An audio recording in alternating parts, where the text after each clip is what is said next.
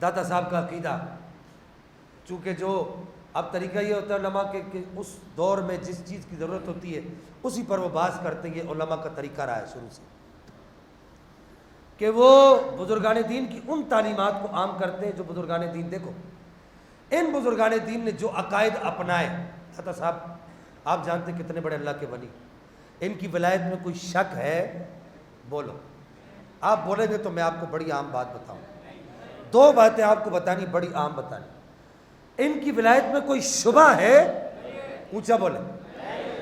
یہ اللہ کے عظیم ترین ولی ہیں، کوئی یہ کہہ سکتا ہے کہ داتا صاحب اللہ کے ولی نہیں ہے؟ ہاں، جہاں پہ آ کے خواجہ صاحب چلا کاٹتے ہیں اور کاٹ کر جب اٹھتے ہیں اور جا کے دریائے راوی کے کنارے پہ کھڑے ہو کر پیچھے مڑ کے دیکھتے ہیں اور مڑ کر یوں اشارہ کر کے کہتے ہیں گنج بخش فیض عالم مظہر نور خدا، یوں اشارہ کر کے کہتے ہیں۔ یہ دیکھیں ہمارے کیمرہ مین دانش بھائی بھی اس شعر کو جانتے ہیں، یہ داتا صاحب کا فیض ہے نا، بولو نا سبحان اللہ۔ کہہ رہے کیا کہہ رہے؟ وہاں پر کھڑے ہو کر دریائے راوی کے کنارے پر خواجہ غریب نواز سلطان الہند، ہند کا بادشاہ، ہندوستان کا شہنشاہ، جس کے ہاتھ پر 90 لاکھ غیر مسلموں نے اسلام قبول کیا، یہ 90 لاکھ غیر مسلموں نے آپ کے ہاتھ پر اسلام قبول کیا، میرا جملہ سننا، یہ ایسے نہیں کیا، اس کے پیچھے روحانی طاقت داتا صاحب کی تھی۔ وہاں جا کے دریائے راوی بھی کونے کے پہ کھڑے ہو کر آپ ارشاد فرماتے ہیں، ایسے اشارہ کر کے کہتے ہیں، آپ کی قبر منور کی طرف اشارہ کر کے کہتے ہیں گنج بخش فیض عالم مظہر نور خدا۔ سمجھ رہے ہیں اس بات کو؟ کس کی طرف اشارہ کر کے کہتے ہیں؟ داتا صاحب کی قبر کی طرف۔ یار جی کو، یار لوگوں کو پریشانی ہوتی قبروں پہ کیوں جاتے ہو؟ کیا لیتے ہو ولیوں کے مزاروں سے؟ میں نے کہا وہ سلطان الہند سے پوچھ کیا لیا تھا، بولو نا سبحان اللہ۔ تو سلطان الہند تجھے یہی کہیں گے کہ روحانیت تو تھی میرے اندر، لیکن اس کے اندر جو جولانی اور اس کے اندر جو سمندر کی لہروں کو بکھرنے کا جو اثر جو لانا تھا اس کی کمی تھی، اور وہ جو 90 لاکھ کو کلمہ پڑھانا تھا اس روحانیت کی کمی تھی، وہ اگر کسی نے دی ہے تو داتا گنج بخش علی اجمیری کی قبر نے دی ہے۔ اونچا بولو سبحان اللہ۔ تو وہاں کھڑے ہو کے آپ نے کیا کہا؟ خواجہ غریب نواز نے، آپ نے قبر کی طرف اشارہ کر کے کہا گنج بخش فیض عالم مظہر نور خدا ناقصارا پیر کامل۔ ہائے بولو نا سبحان اللہ۔ یہ خواجہ صاحب کا کلام ہے، اللہ کے ولی کا کلام ہے۔ ناقصارا پیر کامل، کہ ناقصوں کے لیے کامل پیر ہے۔ کون کون کون کہہ رہا ہے؟ خواجہ صاحب کہہ رہے ہیں۔ اور کس کے لیے کہہ رہے ہیں؟ جو قبر میں آرام کر رہا ہے۔ اور میں نے کہا او بھائی، میں یار لوگوں کہتا ہوں بھائی تمہارے پاس کچھ بھی نہیں ہے، ہم نے جو عقائد اپنائے ہیں، یہ خواجہ غریب نواز جو ہندوستان میں 90 لاکھ کو کلمہ پڑھاتا ہے، یہ اس کے عقائد ہیں۔ وہ یہ کہتا ہے کہ مجھے جو روحانی طاقتیں ملی ہے تو یہ داتا صاحب کی قبر سے ملی ہے۔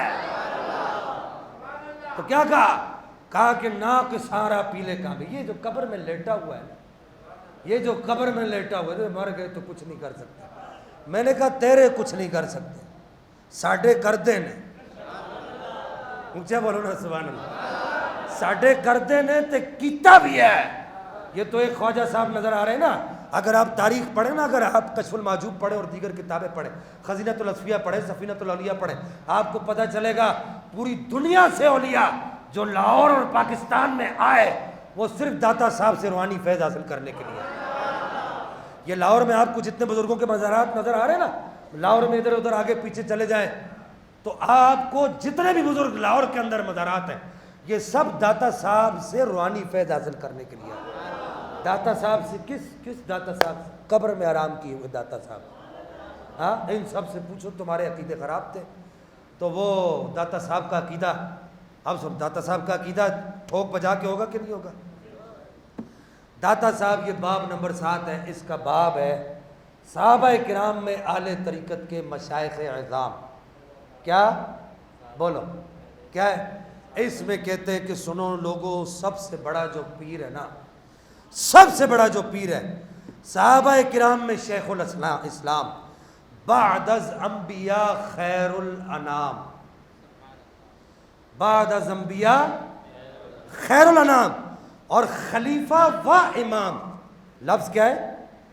خلیفہ و امام۔ علی بیٹا پڑھیے کیا لکھا ہوا ہے؟ یہ دیکھا نہیں پڑھ رہا، میں نہیں پڑھ رہا، نہیں پڑھ رہا۔ خلیفہ و، بولو نا بولو، خلیفہ و امام، کہا خلیفہ بھی تھے اور روحانیت کے امام بھی تھے، بولو نا سبحان اللہ۔ اور کہا کہ انبیاء کے بعد سب سے افضل تھے حضرت صدیق اکبر۔ کس کا عقیدہ ہے؟ ہاں داتا صاحب کا عقیدہ ہے۔ کس کا عقیدہ ہے؟ داتا صاحب۔ بس ایک بات اور آخری آپ کے عقیدے سے، امام حسین کا ذکر کرتے ہیں داتا صاحب رحمہ اللہ۔ یہ میرے سامنے امام حسین کا تذکرہ ہے، باب 8 آ گیا اس کا، باب نمبر 8۔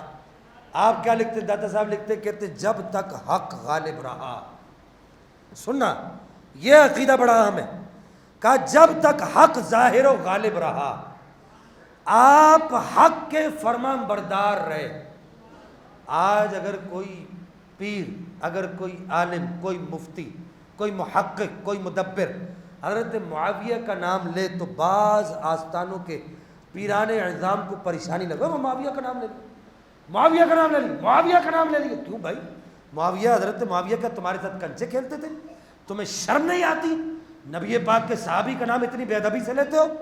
دادا صاحب فرماتے ہیں جب تک حق غالب رہا آپ حق کے فرما بردار رہے۔ امام حسین 20 سال حضرت معاویہ کی حکومت میں رہے۔ مسئلہ حل کرو، مسئلہ حل کرو، داتا صاحب کی کتاب سے مسئلہ حل کرو۔ کیا 20 سال؟ جو حسین 20 سال کے بعد جو بیٹے کے خلاف تلوار اٹھا سکتا ہے، اگر باپ غلط ہوتا تو باپ کے خلاف نہ اٹھاتا؟ بولو نا۔ تو دادا صاحب یہی فرماتے ہیں حق غالب تھا تو حسین فرما بردار رہے، لیکن حق مغلوب ہوا تو کہا کہ امام حسین نے تلوار کھینچ کر میدان میں آ گئے۔ تو دادا صاحب سمجھانا کیا چاہ رہے ہیں؟ دادا صاحب سمجھا یہ رہے ہو خدا کے لیے، نبی پاک کے صحابی کے لیے زبان کو بند رکھو، ضرورت سمر کی ہے اس دور کے۔ اور ایک مسئلہ اور سن لیں، ہم نہیں کہتے کہ آپ حضرت معاویہ کے ترانے گاؤ، ہم یہی کہتے ہیں، اکثر آپ کو کہتا ہوں کہ ترانے علی کے گانے ہیں، ترانے علی کے گانے، لیکن کسی صحابی کو برا بھلا کہنے کی اجازت نہیں ہے۔ وآخر دعوایا ان الحمدللہ رب العالمین۔